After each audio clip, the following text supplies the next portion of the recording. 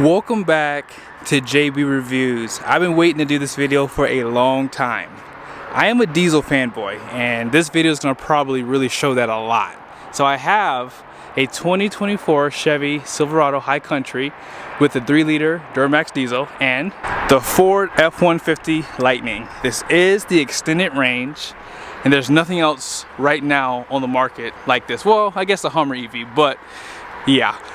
Let's go ahead and drive the Chevy first. Special shout out to Jerry Seiner here in Salt Lake City. This truck is available, and Larry H. Miller Super Ford here in Salt Lake City has this available too. Be sure to ask for Diego if you are in the market. Let's go ahead and get started. Now, if you are new to my channel, I always try to show you guys payload, things like that, which I'll do in this video, but I do have a draggy that I use to show you guys 0 to 60, so this is going to be pretty important for that EV. Now, I am a diesel fanboy, as I said, but I don't hate EVs. I just hate EV fanboys because they think that these trucks are the greatest thing that has ever happened to all creation, and that's just not true. I personally think that EVs are not the next big thing personally. I mean, they're doing great, but I feel as though they're affecting the cost of combustion engine. So let's go ahead and talk about this Duramax diesel for the horsepower and torque, and then I'll show you guys the 0 to 60. So let's talk about the Duramax. This engine is a 3-liter, it's an inline 6, and it has 305 horsepower, 495 pound-feet of torque, made it to a 10-speed transmission. They did do updates for 2023, so they retuned the turbo, added new injectors, revised the combustion. So it seems like GM is going to keep this engine in their lineup for a while, which is a good thing because it gets great fuel economy, which you'll see in this video. Let's check out the performance. Here we go. Wow. 30. 60.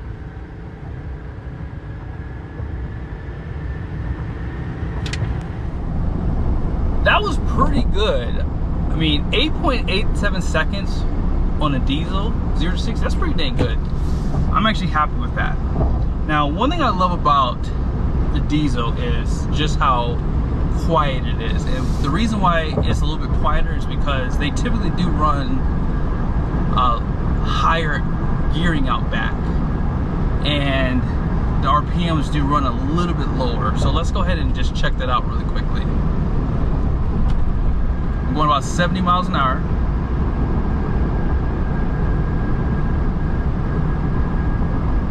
It's about 65, 66.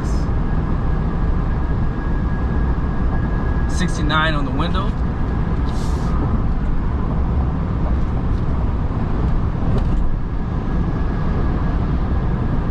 .65 out back. So I'm running at about just under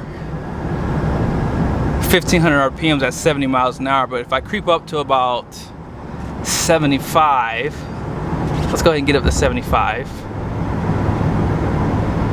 Okay, 75.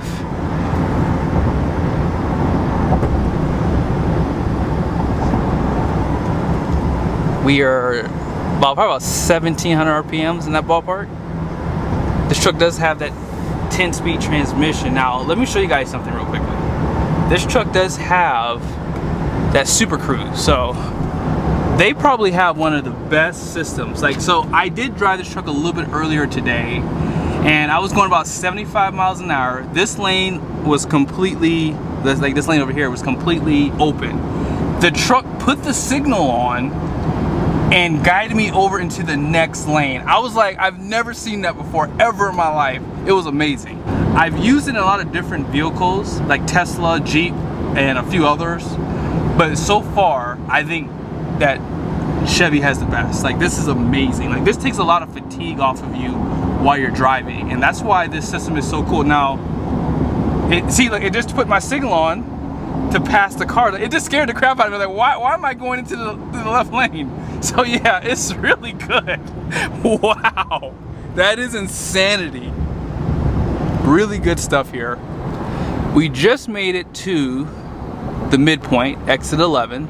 We're gonna do the exact same drive with the Ford Lightning. And you see that? We're at 24 MPG.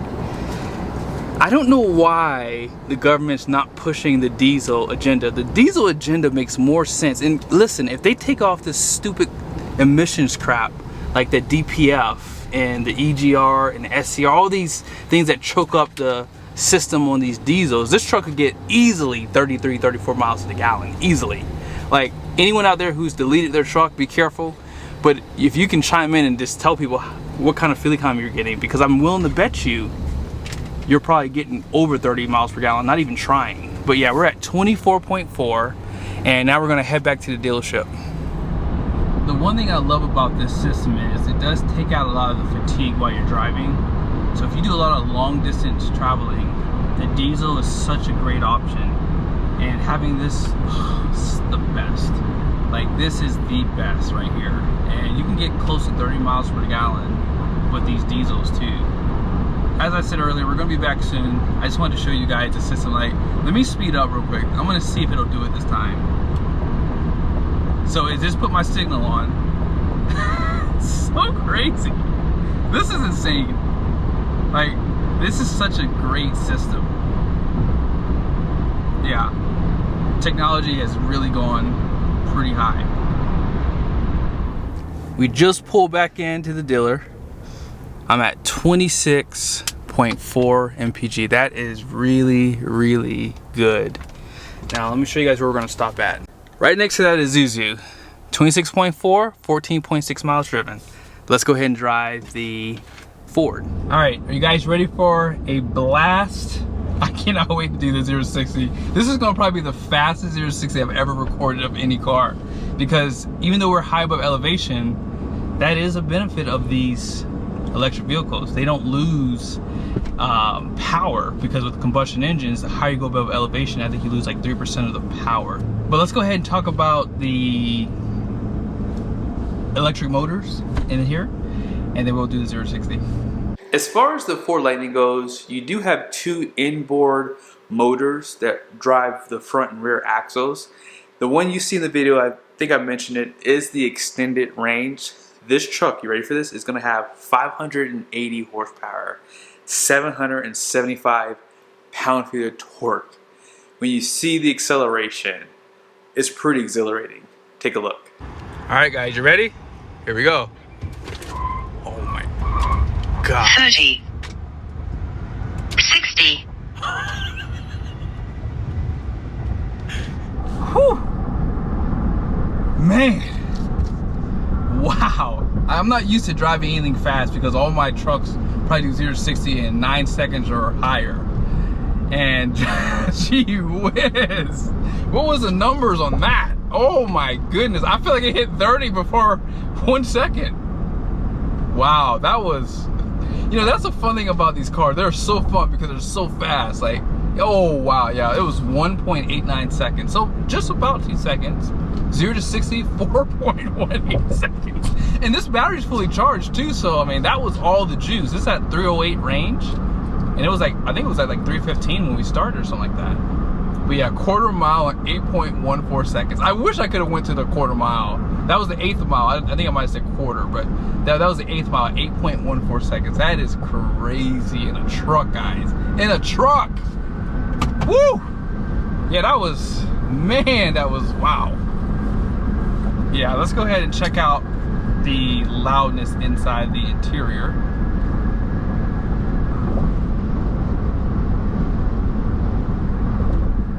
$64, $65.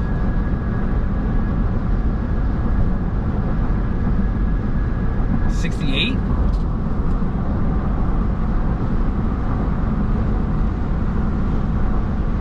$64, $65 out back too. I mean, even though this does seem a little bit quieter because you don't hear that Duramax at all, but you can tell that this truck is a little bit quieter, even with the larger sunroof too. And you're hearing a car right now, but that's the thing about these, are you do hear more of the outside noise more so. But, oh yeah, this truck does have, is it called Blue Cruise or something like that? Here we go. Let's go ahead and put that on. Let's see.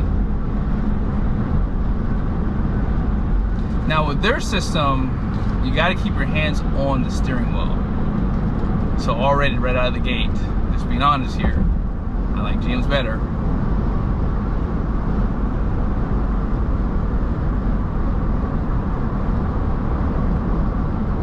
I mean, the truck centers really well.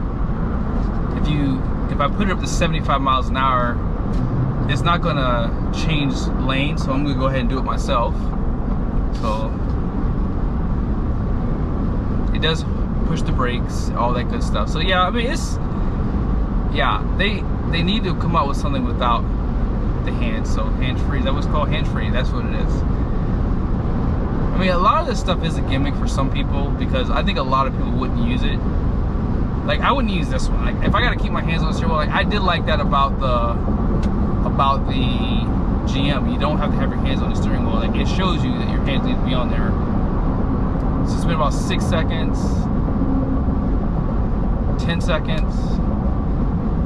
It hasn't said put your hands back on the steering wheel. Oh, there it is. Just did it. So about 10-15 seconds it tells you. And you have to kind of tug it just a little bit just so it knows. So we should be at the midpoint in a little bit, and I'll show you guys where we are for the miles per kilowatt hour.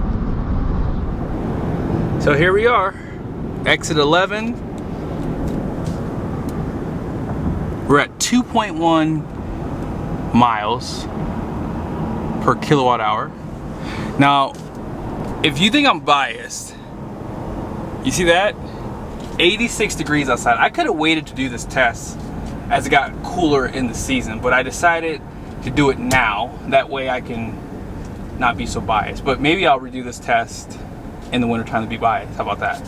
So yeah, we're at 6.4 miles driven. And I mean, there's nothing you can really complain about. These are great vehicles. I do love that Ford gives you like this little workstation here. I've actually used this in a Ford Lightning that I had for a little bit. And it was really nice to be able to, like, you know, have my laptop right here and work, because it takes about 2 hours to fully charge these trucks. So if you don't have that charger at the house, yeah, you're gonna have to bring that laptop with you. But I'll go ahead and check back in when we get back to the dealership.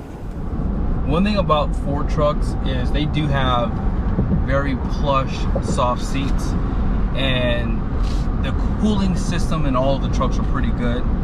I do like lighter interior because I feel like the cooling seats do work a little bit better, but black seats in the wintertime with the heated, man, they get hot.